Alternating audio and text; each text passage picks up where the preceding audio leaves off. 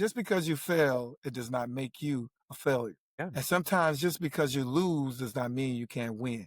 Because in yeah. everything, we take lessons, not losses. All it was an experience for me to grow, and all your life and the things that you go through are experiences for you to grow. Welcome to another episode of Threads of Enlightenment. As usual, I like to take this time to welcome our guests because I know they're coming with a couple of things I deem very expensive. Time. 24 hours has been offered to every one of us. What we do with our 24 hours, man, is going to tell me a lot about you. The other is the journey. The journey is a powerful created James. It gave him some stuff that we want access to, and he's willing and he is becoming, it will make him vulnerable, if you will. I want to honor him for that because it takes courage to do that. So, James, thank you so much for coming to Threads of Enlightenment. Well, thank you for inviting me. I'm always excited and humble when people allow me to be on their platform. So I appreciate you for having me as a guest. It's an honor, man. As I said earlier, I usually throw this question to everyone that shows up because I also want the audience to listen and hear that they're here on this planet to find their way to become a servant. And my question to you is, how do you serve mankind? Well, I love the title of the show, like Threads of Enlightenment, because I feel like my way of serving mankind has always been like to be a positive light. Anybody that's around me know that I'm a very positive person. I believe in keeping upbeat. I believe in like making everybody feel comfortable around me. So anybody that sees me, they know that like I'm gonna be the type of person that I'm gonna put a smile on your face. I'm gonna make sure everybody is seen because I think it's important because I know how it feels to go around and not feel like you're being seen. And so, like, I feel like every day it's like my mission to make sure people who feel like they have been forgotten about or that other people don't see, that I make sure that I see them. So I feel like that has kind of been my mission, and I feel like that's how I have served mankind throughout my life, is just being a positive vessel. But I haven't always been that way, so I know how it feels to be on the other side of that. So that's why I feel like that has become like my mission. And I tell people that when you see someone like James, it's because he's gone through much. And you see the smile. People ask me, "Oh, you have such a beautiful smile." And I would say to them, the cost. Yeah. And so now that I've paid the price and I understand, there is nothing for me not to smile. There's no reason for me not to smile and have this big grin because I'm still here and I've been through some stuff. And so I tell people to watch that smile. There's a price for it. And so one of our customs here, James, is going back. I tell people this is usually the beginnings of our beginnings. And the first location that we visit as humans while we're in this progression, if you will, of life to become an adult, so step out on our own. The first place that we reside until we're 18 and stuff like that is called a family. And in this place right there, we're going to be formed right there, be given birth, if you will. We're going to learn our communication skills. We're going to start developing our belief systems right there. We're going to start developing all of our mindset, those limitations in our mind and our thought process. We're going to experience, a lot of us sometimes experience some serious trauma and all those things, all mixed up in this thing called a family. What was your family unit like? Then when it's funny that you talked about like the cost of that smile. Like I speak, and sometimes one of my signature speeches is "Greatness has a cost," and I Yeah. ask the question, "Are you willing to pay the cost?" So yes, like you said, like behind that smile, there was a cost. Now I'll say this. So let me begin. I feel like growing up, I had really good parents, but I didn't grow up we didn't have a lot of money or anything like that. So some of my first memories is of my dad and my uncle running an extension cord from my uncle's house to our house just so we have lights in our home. Like I grew up in a trailer park. Like some people may look down on trailer parks and stuff like that, but that's not kind of what I said. Just so I know that people who come from that, and it is always has kept me humble. I grew up in a Christian home where we believed in God. So that was kind of like my upbringing in a sense. But then there was a few things that happened in my life that kind of changed like who I was and how I felt and how I saw life. At the tender age of 6 years old, Imma share this with you, and hopefully, this is not too much for the audience, but I Yeah. was taken advantage of by one of my older cousins. It caused me to feel some way about my body, caused me to have low self-esteem, caused me to really be, like, questioning who I was. It opened something in a child that it should have never been exposed to at that age. If that wasn't enough, I was overweight, I had gap teeth, so my friends wasn't always the nicest to me at school. So it's funny that I go around and I tell people how great they can be. I mean, like, you can be great, like how great they can be. But I did not always believe that I could be great. To be honest with you, I thought that I was a failure. uh, Yeah. I remember struggling all throughout school. I remember being in middle school, failing the seventh and the eighth grade. And it's something like my sister always reminds me of until this day that you failed the seventh and the eighth grade. So I never really looked at myself as somebody who could do something great in my life.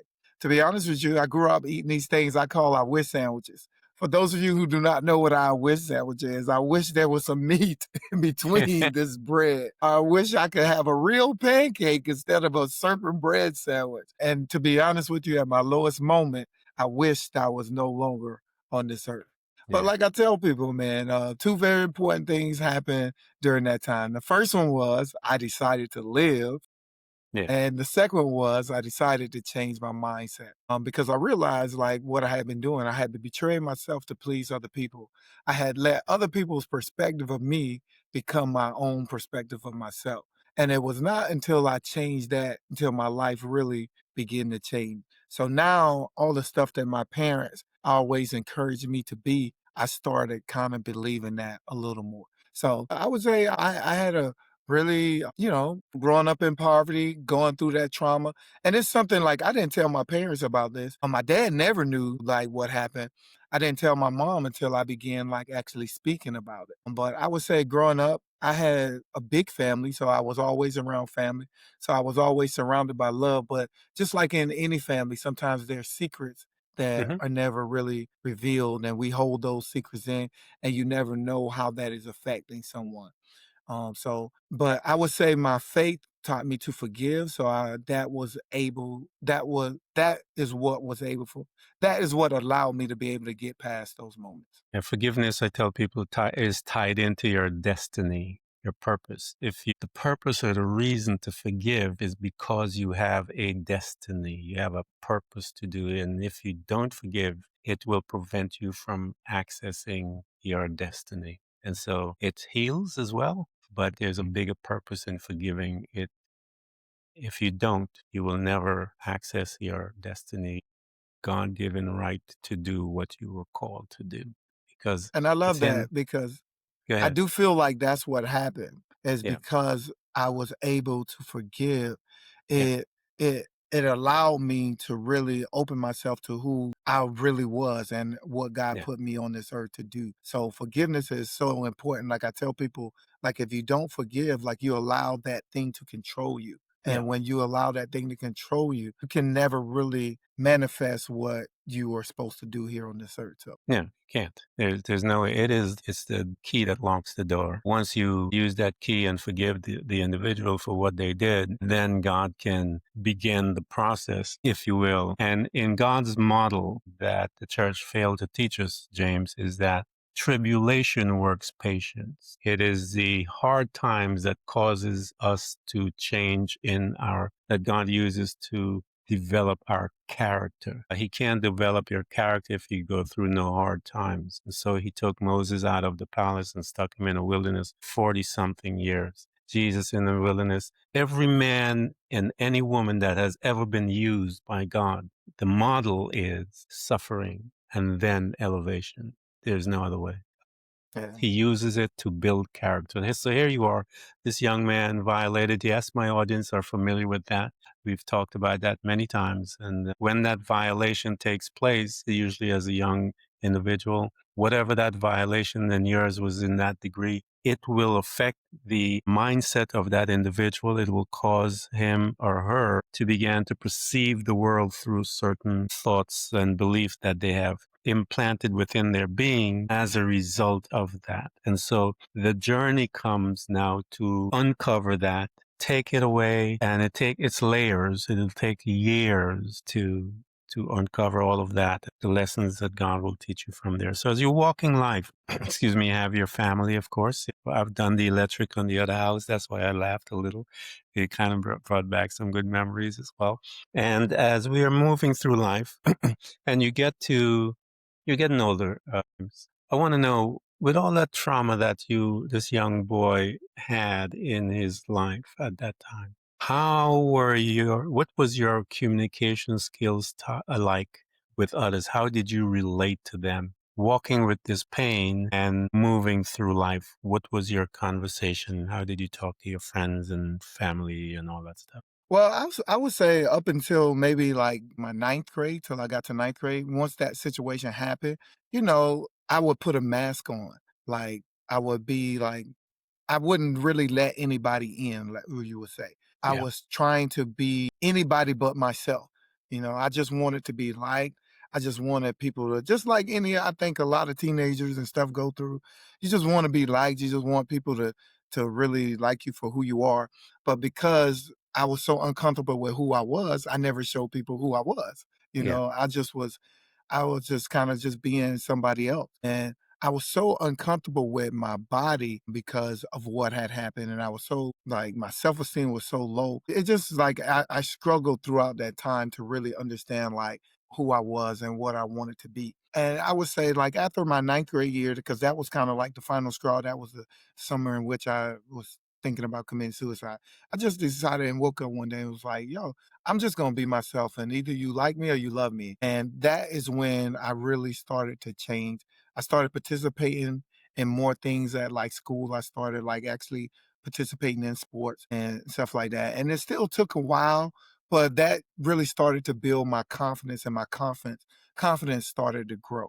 And so then the person that I have become today, that's when that was the foundation building of that. Then, and I don't want to go straight into this because I'm sure you're probably going to lead into this, and then that just was built upon when I went to the Marine Corps. Once that happened, it was just like I went from like, okay, like I kind of knew who I was starting to be, but this right Mhm. here gave me the confidence to really be who I am. Yeah, and I think that's important, a distinction that James made. You have to decide. All of us go through pain.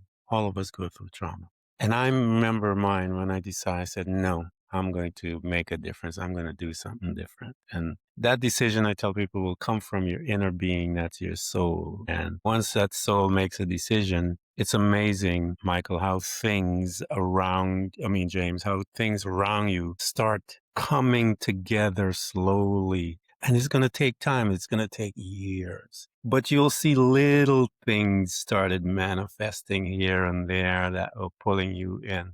And so here's this young man made his decision. He's on his way and he's looking school. And we see the uniform behind you. And you actually told us why you picked the route of the military. When you got there, as you began to start getting the confidence, if you will, when you got there, talk to us about that arrival, because this is a different world, man. These people, they're going to train you now. They're going to actually break you down. You think you know yourself, they're going to break you down and start all over again. So talk to us as to the day you got there. And as you're moving through, what was it doing to James' mind as he Yeah, is well, now being, yeah, what was funny is once I got to high school, like my grades didn't get that much better, but yeah, how I looked at it, I started trying a little harder, right?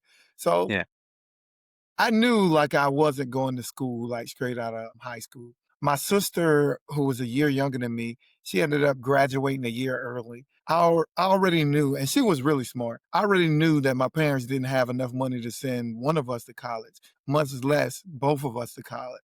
So yeah. figuring that portion out was like, I'm not about to try to go to college and waste their money on anything like that. But I wanted to do something with my life. And then, like I tell people, the Marine Corps called, greatness called. A Marine by the name of Staff Sergeant Joseph called and he asked me the question that would change my life. He said, do you want to be a United States Marine? And without hesitating, without thinking, I said yes. Not knowing that I was answering the call of greatness, not knowing that I was answering the call to leadership. But that decision, boy, did it change my life. And like you said, now I got to pay the piper. I actually have to go and do what I just signed up to do. And so I remember the first time I got there, I remember us getting there on the bus. We took a bus from Columbia to Paris Island, South Carolina. Let me tell you how little I knew about the Marine Corps. I didn't even know Paris Island was in South Carolina. I live in South Carolina. I didn't even know this, but we get down to Paris Island, South Carolina. So I remember the bus stopping and I could hear the air lets out of the brakes. It was like, Yeah. Yeah. next thing I remember is the bus driver opens the door, and one of the biggest Marines I had ever seen in my life. I don't know if I was just that scared or if he was just that big. He gets on the bus and he starts yelling, "Get off my bus right now!" And I remember thinking in that moment, sir, if I knew this was your bus, I probably wouldn't have got on this bus. So that was my introduction. I remember standing on the footprints of Paris Island, South Carolina, those legendary yellow footprints. And I remember a little twinkle of tears just coming down my eyes. I think because the sun was in my eyes.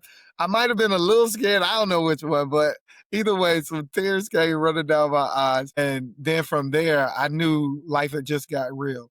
I remember Yeah. they gave us an opportunity to call your parents. I remember calling my parents like, I don't know, these people are crazy down here, man. It was just, I just was, I'm 18 years old, first time Yeah. away from home. But that was one of the best experiences of my life. Like you said, they break you down. Yeah. They challenge you in ways that you never thought you would be challenged. They make you do things that you never thought you could complete. I failed a few times at boot camp. One of the ones I remember that sticks out that I tell people about is about swim qualification. I don't know Yeah. about you, Ken. Maybe you can swim, but back then I could not swim. And I remember them taking us to the pool and I remember now I'm from South Carolina, so I've been to Myrtle Beach. Yeah. We go to lakes because I'm a Christian. I've been down in the water and I've been baptized. So be converted and I feel all right for the people out there who know that little saying. All right, so I thought I could swim. I thought I could swim, but I found out quickly that I couldn't. So the first guy jumps in front of me, and I'm like, okay, I can do this because he goes down pretty easy. I'm looking at what they're doing. So you're thinking Yeah. like I'm putting it all together in my head. The next guy jumps in, and he goes, boom, boom, boom, boom. And I'm like, all right, I can do this. I'm like, I'm getting confident. I think I can do this because I'm like, this can't be that hard. I'm looking at everybody else do it. I'm like, it can't be that hard. So I jump in and I go, boom, boom, boom. Next thing I remember, they were pulling me out the water. And to be honest, in that moment, I felt like a failure. In that moment, everything that was ever bad said about me, I believed it. But can I tell your audience this? Just because you fail, it does not make you a failure. And sometimes just because you lose does not mean you can't win. Because in everything, we take lessons, not losses. All it was an experience for me to grow, and all your life and the things that you go through are experiences for you to grow. And from that moment, I just got in that pool and I just worked hard at it, and I just became better. It just was a lesson in just not giving up. And that's how I feel like my life has been. Every time something hard has come, I'm not giving up. And I would say that's the mindset that it teaches you. The military is just like, no matter what happens, no matter what obstacle, just keep attacking that obstacle. And that's how I look at each day. Each day is a new day for me to attack that day. And so I just try to be the best me that I can be each day. I figure if I get better every day, by the time I leave this earth, I'm gonna be a really pretty good person by the time I leave this earth. So I feel like those were the main lessons that I learned from the Marine Corps, just to never give up on yourself and just to have everything begins with your mindset. Yeah, and that's one of the things that they're going to teach you there. And you started it a little earlier in high school. But here in the Marines, they're going to push you now. You're going to get familiar with the mind because they're going to be telling you about it. You can do that extra push up. And by the way, since you were difficult about that one, give me 5 more. And they will push you. And you recognize that, or teaching you the power of the mind, that the mind controls the body. And as you begin to learn those principles, you will be able to move and be able to handle anything that comes in life because you understand that the power of the mind is where the battle is. And once you've learned that, the first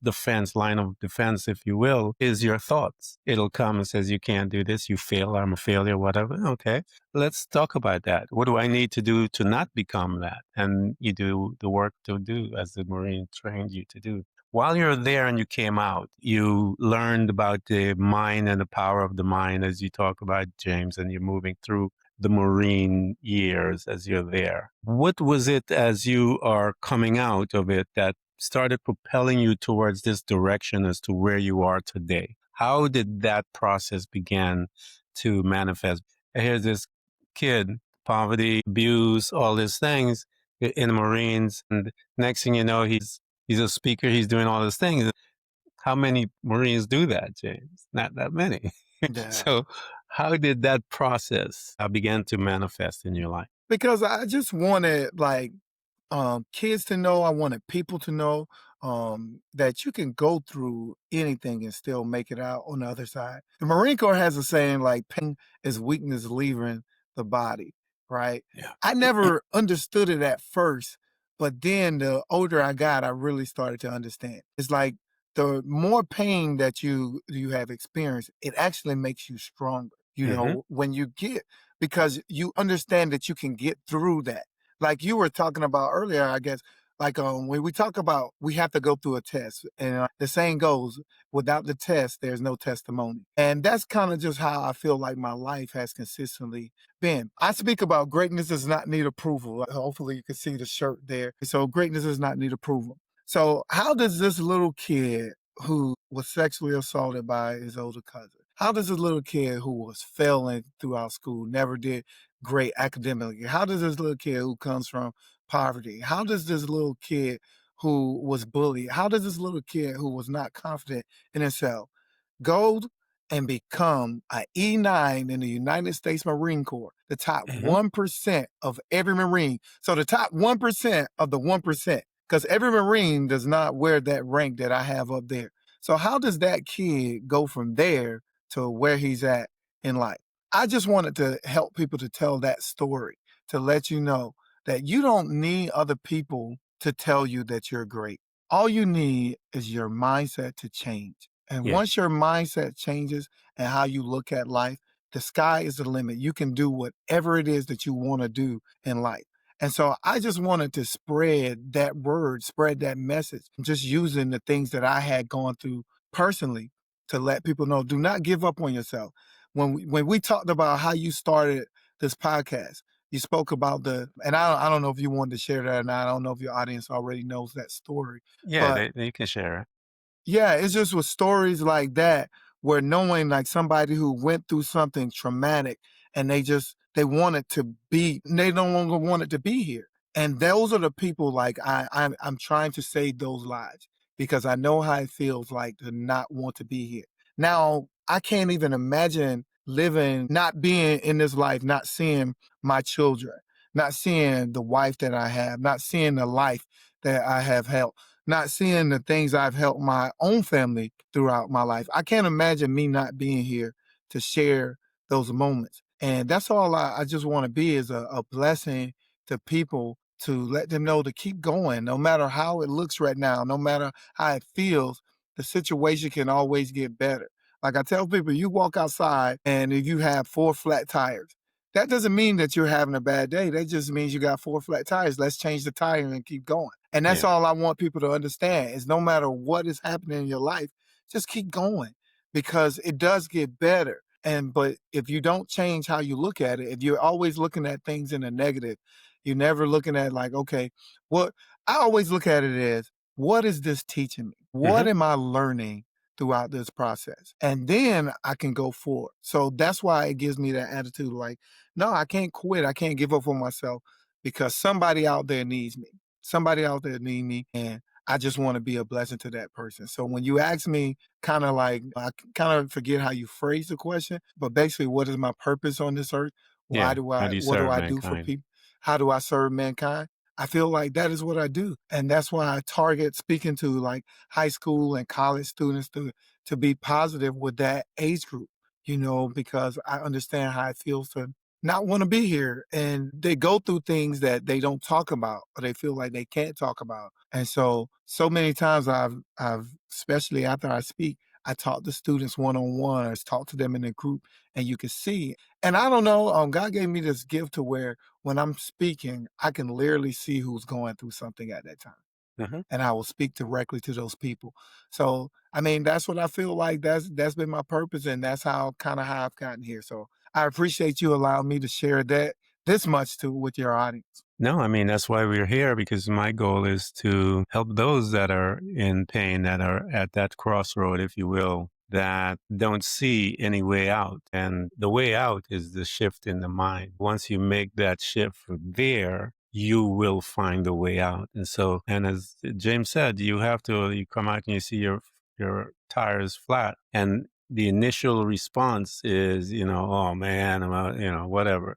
But if you stop and just take that little breath and says, okay, what is it I need to learn? Number one, but let me start making some phone calls. I need some tires, whatever, and start doing that. And don't allow those incidents that happen, those situations to unhook you from who you are. For me, James, what helped me was meditation because when I went into meditation, it helped me to rearrange my thoughts in the sense that I now picked which one I gave permission to give birth, to manifest, that I want to see manifest in my life. And meditation helped me to navigate through that maze because they're coming all the time, 100,000 thoughts coming ahead all day long. But you have to pick one to make it a reality. And people are picking thoughts all day long. And they're picking those negative thoughts, James. They're picking all this thing. I'm no good. I'm no this. I'm miserable. I'm whatever. They're picking it. And if you pick it and when you do and you manifest it, then you begin to, and I tell people, you meditate. All of us meditate. While I'm working, James, when I was a young man, I was meditating on all those bills that I had, man. And I'm working this job and I can't pay. I'm trying to figure out how to do it. I was meditating, trust me. And so all of us meditate. It's just what you meditate on is what makes the difference. As you begin to switch it, as James said, find the light in the darkness. Focus on that and it'll get bright and it'll change you, man. I promise you, and James is here to tell you, it will change you. All of you that are in that dark place, that don't want to live. I have someone that has been there and understands that darkness, understands that mind, understands the pain and all of it. And we're going to make him accessible to you so you guys can get to his space, get to Yeah, him. And so you could talk to someone. You're not alone. All right. You're not alone. Go ahead, yeah, Jim. to add on to what Ken is saying, like I adopted this saying, I said, so what now? Right? Yeah. So now that this bad thing has happened or this negative thing has happened, like you said, we have a choice to make. So what do I do now? Do I just dwell in it, which is not helping me? Or I just figure out like what can I do to move past this? How do I move on for this? So I would just encourage you to just look at every situation like, okay, so what now? Like, am I just gonna stay here and just be frustrated in something or just complain about what's happening? Or I'm going to be like, okay, what can I do to fix this situation? And how can I better my situation? What can I do to feel better? If I need counseling, let's go get counseling.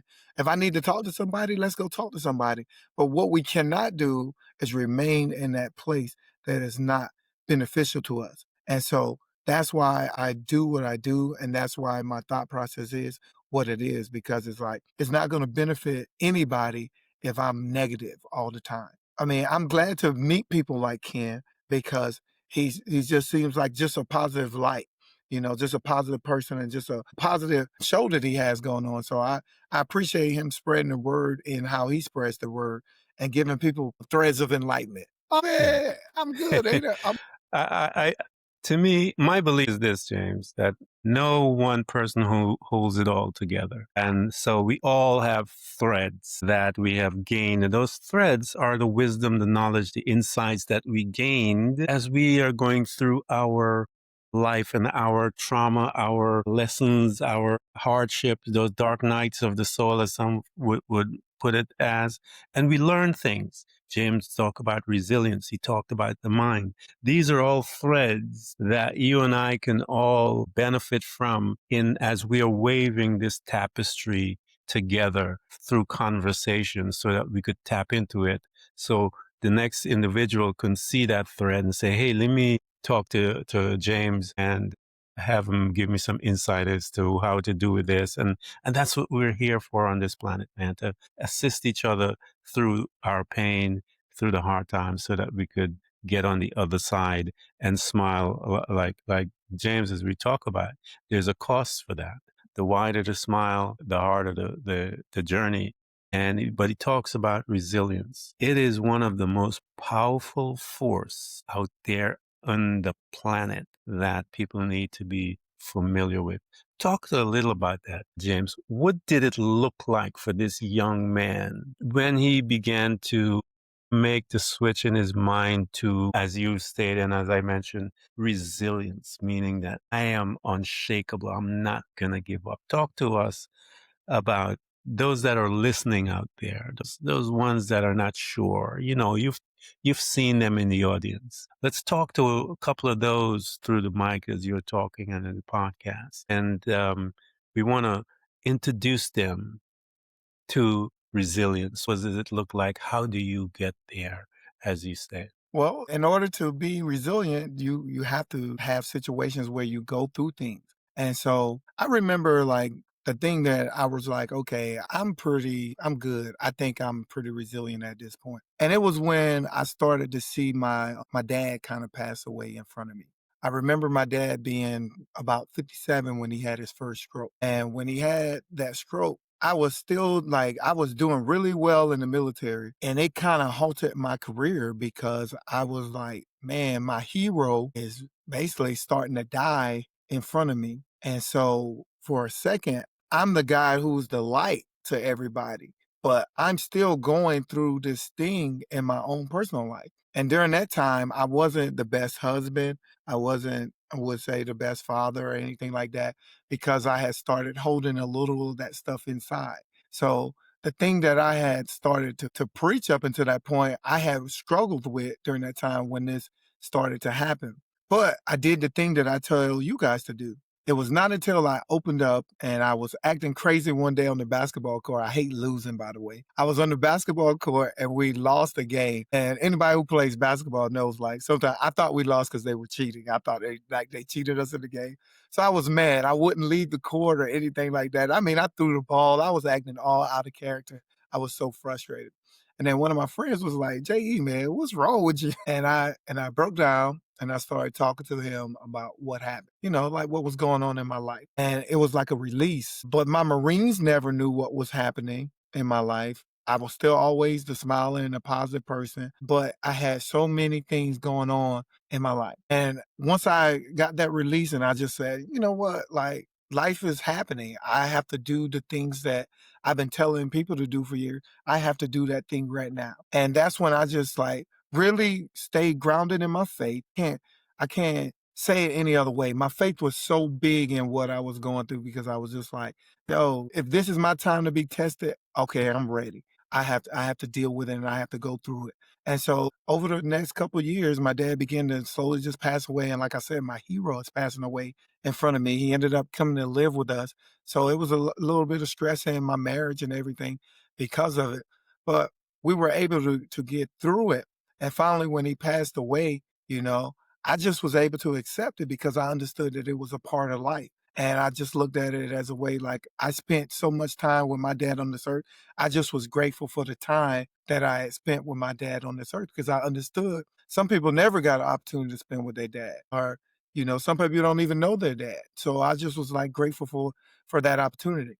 And so that really let me know like, yo, you know what? You can get through a lot of things. So, and then the things that would happen in the Marine Corps, those things became easy. So when I had trouble with my bosses, I was just like, all right, that's nothing, because I understood that it was just a part of life. So when there was stress at work, I'm like, all right, that's nothing. So it helped me to put those things in like perspective. Like it helped me to see like the bigger picture of what was important because life is important and how we spend it and who we spend it with is so important. And so that really just let me know like, okay, you are who you have always said you are. You just had to go through another test. So now I've been tested a few other times, but now it's just like, okay, it is what it is. If this is my time to be tested, I'm ready because life is like this. Either you're going through something, you're about to go through something, or about to go through something, or you're coming out of something. That's basically how life goes. So If you haven't been through something, don't worry, it's coming, but you'll be ready and you can make it through. And that's all. I just want to leave that with you. Just understand after every storm, just think about it. After every hurricane, every storm you've ever seen, what's the next thing that comes? The sunshine. And I promise you the sun will shine. So no matter what you're going through, the sun will always still shine. Yeah, it's a seasonal. Everything is seasonal life. There's a season. The Bible talks about the season, and so life is seasonal.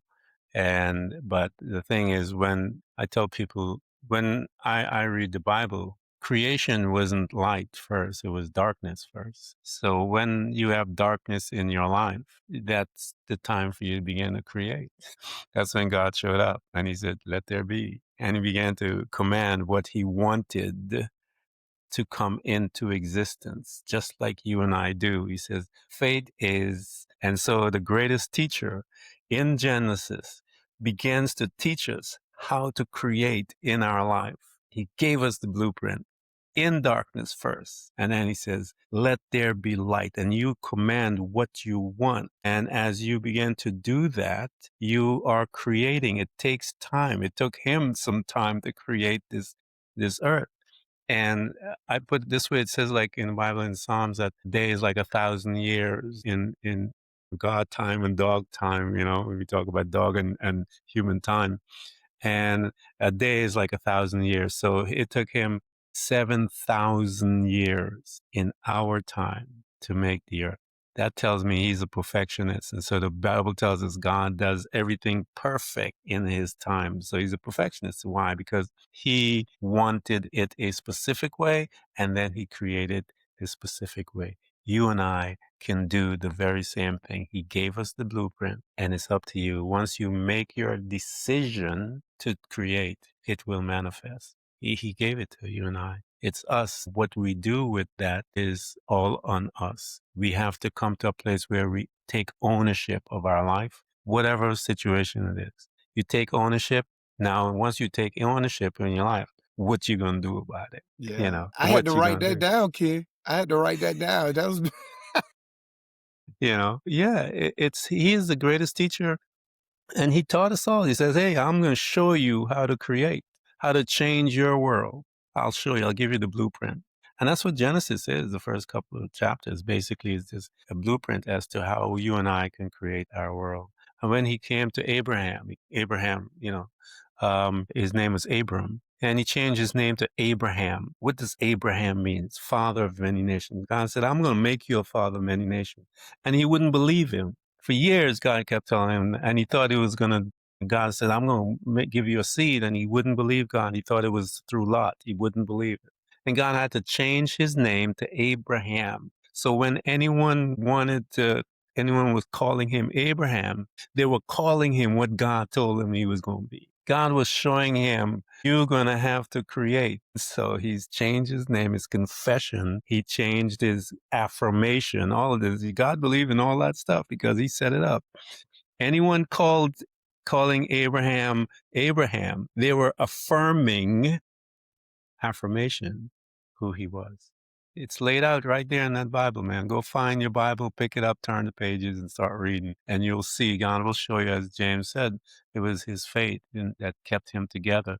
God will guide you. That same God that created the earth in Genesis, that same very God is going to guide you in your life because he knows you before you were born. So when you are in that state of darkness, know that your God is right there with you, and he's saying, no, you're greater than this. I created you greater than this. Begin to allow gratitude, to start thanking God for what you have, even if you're thinking about killing yourself. And that's what I told Aaron. I said, Aaron, stop for 1 minute. I understand. Tell me what you're grateful for. And here he is. We're talking about suicide, she and I. And I stopped her and I said, tell me what you're grateful for. What is it? And I see her mind moving. And then she began to speak. And James, I watched that girl's face change her perspective. Just look at what you're grateful for. God has made you a powerful being. Stand and be who you're created. James, talk to me as to when you are out there, because I know what you're talking about when God, because it's happened to me before. I'm in that crowd. I mean, I'm teaching and I look into the crowd and he starts showing me stuff. people's faces and I know their history and stuff started coming in, all the download as he's beginning. And he says, I need you to talk to this one about this specific thing. And it's amazing what he does. And I'm telling you, that same God in Genesis is going to guide you. Talk to me, James, as to when he began to use you like that, when he began to usher you into the place where you're going to serve mankind, if you will, as he's beginning to use you. Talk to me about one of those students that you talked to. How in your conversation you were able to move the needle, if you will, and that light bulb that comes on and create that truth. And the Bible says, and you shall know the truth, and the truth is going to set you free. Talk to me about that transition, about one of those times that you were privileged to be in a space to have that conversation. Well, I remember a time speaking at a high school, and like Ken was saying, I feel like we do these podcasts and the things that we do is to help affirm people that they are who God put them on this earth to be. And so every time like I speak, I'm hoping somebody hears me and understands that you are not the thing that you are thinking you are right now. You are so much more. And God has put you on this earth to do great things. I just need to remind you of those great things. And so I remember speaking at this one school. I won't call it school because I don't, I try to keep the kids like safe. But the student came to me afterwards and they started speaking to me and they said, "Thank you. Thank you for coming to our school. Thank you for your message." Because that message with like suicide and not being seen like resonated with them. And so we kind of talked briefly, because there were people around. But then they sent me like a long email and they expressed to me all of the things that they had been going through, the things that had been bothering them. And they said from my speech that touched them and made them feel, like a different way, gave them that positive energy to be able to see themselves and feel better about themselves. Like I've had so many of those moments where you're just speaking to students and you can really just see like they're going through so many things and they feel like nobody understands them and they may have parents but no, they don't feel comfortable talking to their parents. They don't feel comfortable talking to their friends. And just by my message or just by taking a second to talk to them and really listen, because a lot of people, we talk to people, but are we really listening to them? Like, do we respond just to be like, okay, this is my turn to respond, or am I really listening to you? I do this thing where I speak to everybody in my that I see. Like I say hello. And I tell people I do this because it's been a couple times as it's happened in the Marine Corps to where we do this thing where we walk by each other and Marines kind of speak to each other crazy. We'd say stuff like kill, hoorah, and do it. But that's just the nature of kind of what, like that's kind of the nature of what we do.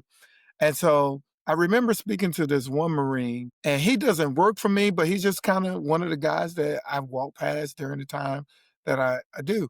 So I didn't even really know his name. That's how it's just like kind of in passing. But what I did learn from doing that, I kind of learned like kind of how he responded. Right. And I remember this one time I remember this face. So I knew their face. So I just didn't know his name during that time. But I remember saying, just like we speak, hoorah, kill, all this crazy stuff that we do. And he responded in a way that I was like, yo, hey, man, come here, Marine. How you doing? And then I started speaking to him. And during that time, just from me speaking to him, he confessed to me that he was thinking about committing suicide. And I was like, man, like, wow, like God, thank you for one, for putting me there that day to be able to speak to this Marine to help kind of prevent this. But I just remember just having a long conversation with that Marine, talking him through everything and getting him the help that he needed, taking him to the people that he needed to talk to, to make things a little better, to help him to understand where he was in life. And that's who I just have always been. And that's what I kind of have ran into those kind of situations where God has put me in position to speak to people at the right time, and just having the ability to just tell people like I see you. I remember working at Reedsville High School a while back, and I used to speak to every student at the bus lot. So I used to be at the bus lot fist bumping all the students. Every student that came through there, I would try to fist bump. And the students that I could tell that maybe nobody had really talked to that day, or people to see, I made sure I went out of the way to speak to them. And I remember being at the graduation and one young lady came up to me and she said, that was my favorite part of the day, is knowing that I was going to see you at the end of the day. And all it was something simple. It was a simple gesture of a fist bump. If they wanted to talk, I would have a conversation with them. But all it was a simple gesture. All it said was, I see you. I see you. I notice you. I noticed that you are somebody, you are a person. And so, like, those are the moments when I realized, man, what you're doing is far more important than what you even thought you were doing. Just to be able to do those kind of things and just to be able to see people. And so that's all. I don't judge people. I don't see everybody as a person, an individual that needs love. And so that's just who I am. I just feel like God put us on this earth to spread love, and that's what I try to do. Just be a positive vessel, a positive light, and spread love. James, man, I thank you. Thank you so much for coming to Threads of Enlightenment and allowing us to access to you and your story and your heart, and that you're able to allow us the time.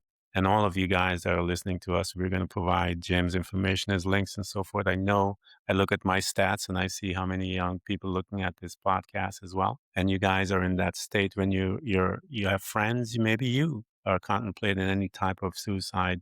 Get in touch with James, talk to him. You can talk to me as well, but this man has been there and he knows exactly what he's talking about and he can help you as he's told us about how he helped many. So you can trust him. And that's one of the things that you need as a young one. You need someone you can trust. Trust James, talk to him, and he'll talk to you. James, thank you so much for coming to Threads of Enlightenment. Thank you. Thank you for inviting me, Ken. Appreciate what you're doing. Thank you so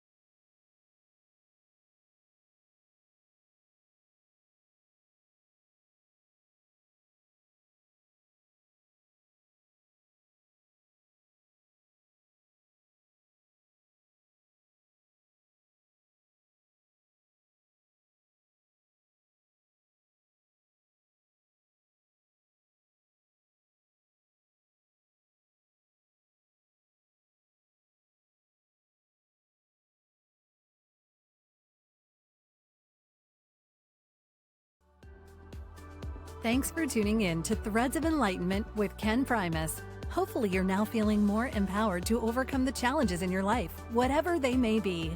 Share that inspiration with others by telling them about this podcast, rating it, and of course, remember to subscribe so you don't miss a single episode.